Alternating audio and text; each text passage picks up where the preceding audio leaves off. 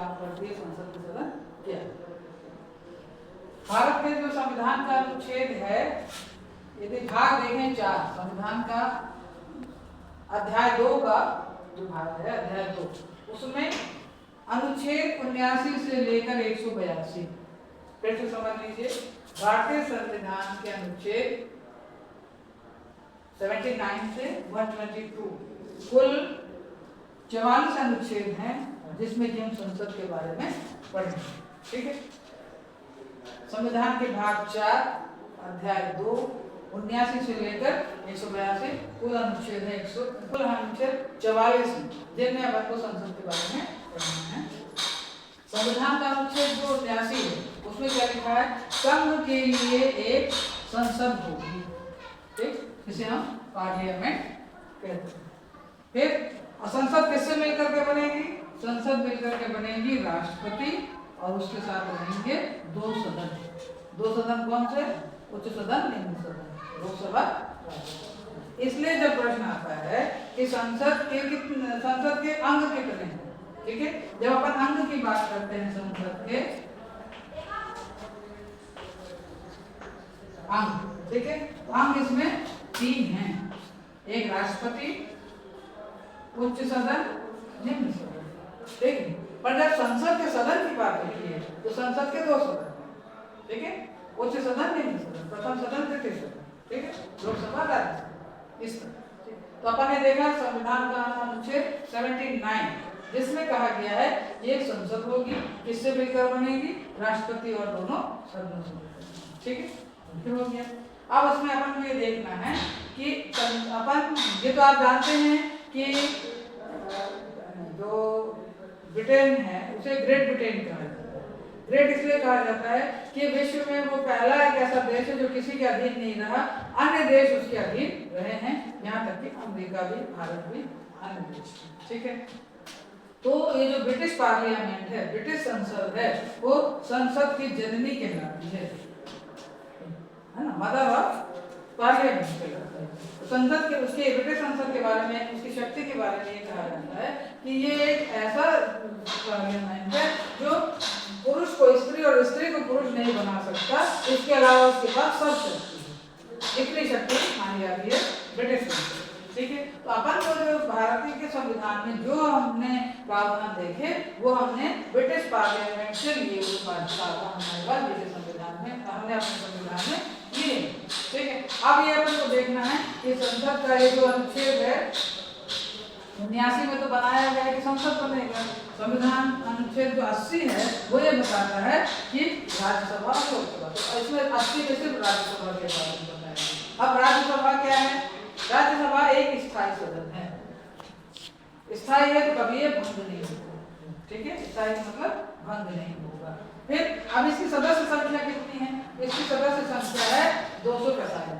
वर्तमान समय में जो हमारे राज्यसभा में जो सदस्य हैं वो 245, मगर संविधान में प्रावधान है कि जो राज्यसभा की सदस्य संख्या 250 से ज्यादा नहीं होगी।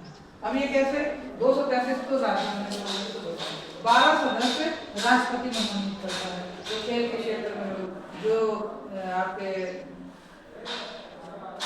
समाज सेवा के क्षेत्र में हो सकते हैं, अन्य क्षेत्र में हो सकते हैं, कलाकार हो सकते हैं। जैसे कि आपने देखा सचिन तेंदुलकर राज्यसभा के सदस्य थे, इस समय वो हैं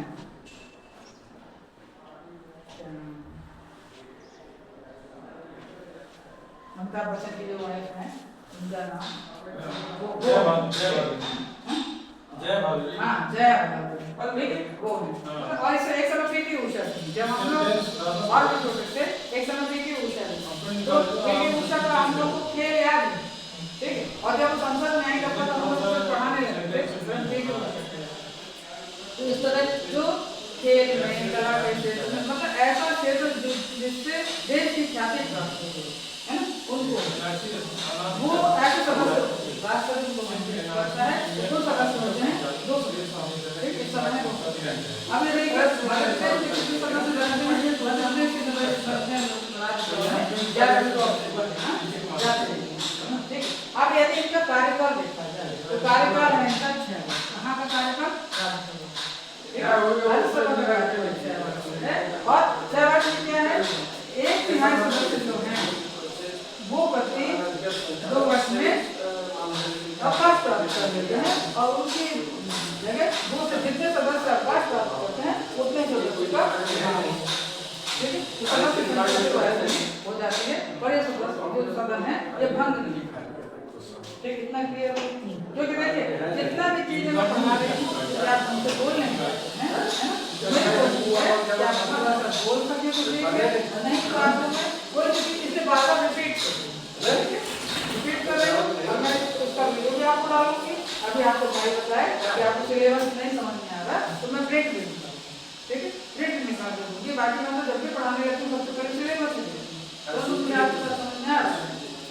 मैं तो कान से कम सुन पाती हूँ, आप कान से कम सुन पाते हैं और आप बोल भी नहीं पाते, है ना? तो मैं आपको तैयार हूँ, जो चीज़ आपको करूँगी आपको सिलेबस दे दूँगी, इसलिए बार-बार सिर्फ और सिर्फ ये और आप कोई दिक्कत हो रही है आप नहीं बोल पा रहे हैं यहाँ आप ये देखा तो सदस्य रहेंगे 245 और ये मैं इसलिए आपको बता रही हूँ कि ये सीसी में मैं दूंगी। ठीक, और यही परीक्षा में आता ही है। यदि अपन बीए प्रथम वर्ष से देखना शुरू करें या मतलब 9वीं से देखना शुरू करें, नागरिक शास्त्र जब अपन पढ़ते हैं और यदि अपन एमए तक रहते हैं, 4th सेम में जाते हैं, पीजी करते हैं, तब भी अपन का इन संसद के बिना तो कार्य हो नहीं सकता। मैंने इसलिए ये टॉपिक लिया था कि पवन नहीं आया, पवन के लिए था कि अपन महाभारत फर्स्ट में पढ़ रहे थे ब्रिटेन भारतीय संविधान की विशेषता, तो मैं पढ़ा रही थी संसदीय शासन। इस संसदीय शासन की जो रहेगा तो आपको उसके साथ वो हो जाता संविधान की विशेषता और आपके साथ हो जाता ये संसद। ठीक है, तो अपन ने कहाँ तक देखा कि सदस्य जो राज्यसभा की सदस्य संख्या 245 पर पूर्ण संविधान में निर्धारित है 250 से ज्यादा नहीं। ठीक है, अब आपको ये देखना है ये जो सदस्य हैं इनकी योग्यताएं क्या है। अपन उधर राज्यपाल पढ़ रहे थे, राज्यपाल में अपन ने योग्यताएं देखी। ठीक, आपको अच्छे से सुनाई दे रहा है पूरा? ये शॉर्ट पेज कितने में दे रहा है? ठीक है, अब अपन को ये देखना है कि राज्यसभा के जो सदस्य हैं वो चुनाव जब लड़ने लगते हैं तो उनके लिए योग्यताएं क्या है। योग्यताएं ये होनी चाहिए, एक ये तो आप मान के लिखिए चलिए कि आपको जब लिखना पड़े कोई चीज तो आप इन सब में यदि योग्यताएं पूछे ये जरूर लिखिए भारत का नागरिक होना चाहिए, है ना? पहला तो भारत का नागरिक होना चाहिए, पहली शर्त है। दूसरी शर्त क्या है कि उनकी आयु 30 वर्ष से कम नहीं होनी चाहिए। कोई भी व्यक्ति यदि राज्यसभा में जाता है 30 वर्ष से कम नहीं होना चाहिए। फिर है जो जिस राज्य का होगा उसे उस संसदीय क्षेत्र का निर्वाचन उसका होना चाहिए, वो वोट डालने का अधिकार होना चाहिए। यदि कोई व्यक्ति मध्य प्रदेश का है वोट देता है और यदि वो मान लीजिए उत्तर प्रदेश का व्यक्ति तो मध्य प्रदेश में नहीं सदस्य के लिए वो मध्य प्रदेश का नहीं है, वो उत्तर प्रदेश का है, उसका संसदीय निर्वाचन जो है वहाँ का उसका होना चाहिए। फिर है कि किसी लाभ के पद में नहीं होना चाहिए। अपन ने राज्यपाल को देखा था कि राज्यपाल का पद जो है उसे अपने जरिए वो बन उसे लाभ का पद। ठीक, अब अपन इसलिए एक और लिखना है कि उसे न्यायालय के द्वारा 2 वर्ष या 2 वर्ष से ज्यादा की सजा ना मिली, यदि मिली है तो वो फॉर्म नहीं भर, ये आपको देखना पड़ेगा। फिर एक है वो पागल ना हो तो दिवालिया ना। पागल का मतलब कि नॉर्मल बिहेव उसका ना हो, है ना, मर्यादित व्यवहार ना हो, कोई सी चीज ना समझ पाता हो तो उसके साथ। दिवालिया का मतलब क्या है? यदि आप नागरिक हैं और आपने कोई चीज मतलब ली है, खरीदी है, उसके पैसों को आप नहीं लौटा पा रहे हैं और आप उसके बाद से आपको फिर बैंक का जो चेक है बाउंस हो गया हो या चेक बैंक का आप सामान जो पैसा समय पे नहीं लौटा पा रहे हैं तो आप उसमें आपको फिर जो सरकार है और जो बैंक है वो लिख करके देता है विभाग को, शासन को, तो फिर वो एक शब्द आता है दिवालिया। यदि दिवालिया हो जाता है, कई बार व्यक्ति अपने किसी बचने के लिए भी दिवालिया घोषित हो जाता है, परंतु यदि वो दिवालिया घोषित हो गया तो उसे जितने नागरिक के अधिकार हैं वो कम हो जाते हैं, है ना? तो उसे वोट देने का अधिकार नहीं रहेगा और न चुनाव लड़ने का अधिकार होगा। तो यहाँ वो किस तरह का चुनाव लड़ रहा था?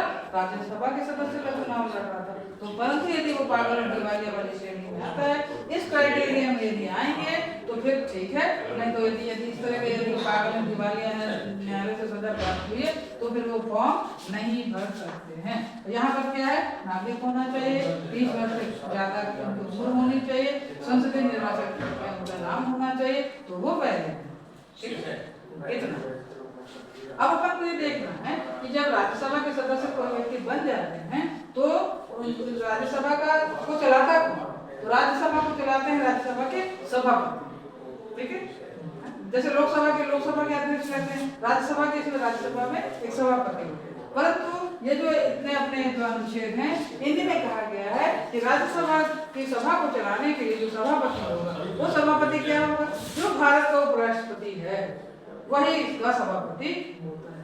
अभी अपने सितंबर में चुनाव हुए थे, तो ये जो है सीपी राधाकृष्णन ये चुने गए और इस समय वो भारत के उपराष्ट्रपति, ठीक है। तो मैं अभी संसद में आपको सिर्फ मैंने एक सदस्य बताया, अभी मैं इसको बिठा लेती हूँ, फिर से आपको दूसरा बताऊंगी, पर इसका आपको समझ में आया कि मैं फिर से रिपीट करूँ, बन जाएगा, क्योंकि ये सीसी में आएगा, ठीक है, सीसी में आएगा, परीक्षा में आएगा, ठीक। और जब अपन कोई चीज लिखने लगते थे कि मैंने एक चीज ध्यान कि जो अपन पढ़ रहे हैं कौन सी विद्यार्थी के लिए, देखिए बीए प्रथम में मेजर माइनर ओपन तीनों बच्चे तो संविधान से सब्सिडी देखते हैं, ठीक है। मेजर आपका बीए फाइनल में मेजर माइनर ओपन इलेक्टिव, तो मेजर का बच्चा जो लोक प्रशासन लिया है वो भी पढ़े, ठीक है। लोक प्रशासन में भी संसदीय शासन पढ़ेंगे, प्रधानमंत्री राष्ट्रपति पढ़ते हैं, उसके अंतर्गत ही आएगा कि वो कैसे कार्यपालिका में कार्य करते हैं, ठीक। अब आप आइए ओपन इलेक्टिव, क्या आपका ओपन इलेक्टिव है कि आप इसमें पढ़ रहे हैं राज्यों की राजनीति के अंतर्गत आपको ये पढ़ना है। राज्यसभा के सदस्य हमारे कितने जा रहे हैं यहाँ? हमारे 11 सदस्य आवश्यक कार्रवाई, ठीक। इसका समझ आएगा, थोड़ा 10 मिनट का रेस्ट, ठीक है। फिर अब आप पढ़ेंगे लोग। यदि आपको कुछ चीजें नहीं समझ में आ रही, जैसा कि भाई ने पूछा कि आपका सिलेबस क्या है, तो प्लीज यदि नहीं समझ में आ रहा तो अपने भाई से कहिए कि आप अपना आपका मैसेज मेरा आपका भाई मुझे बताएगा और सरल शब्दों में, परंतु बेटा लिखना पड़ेगा सीसी में भी, ठीक। लिखने की स्पीड आपकी अच्छी है, लिख लेते अच्छे से, तो देखिए जब तक अभी मैं इसको मिटा के लिखूंगी तब तक आप मुझे थोड़ा सा राज्यसभा के बारे में 2 ही लाइन लिखिए कि आपने क्या पढ़ा, ठीक है। तब तक मुझे समझ में आएगा, मैं आपको कार्य करूंगा, ठीक है, ठीक क्या होगा। अब हम पढ़ेंगे ये जो लोकसभा है इसे अपन सदन में कहते हैं या मात्र सदन में कहते हैं, क्योंकि सबसे ज्यादा जो प्रॉब्लम है यहाँ पे जुड़ते जाते हैं और अपने राज्यसभा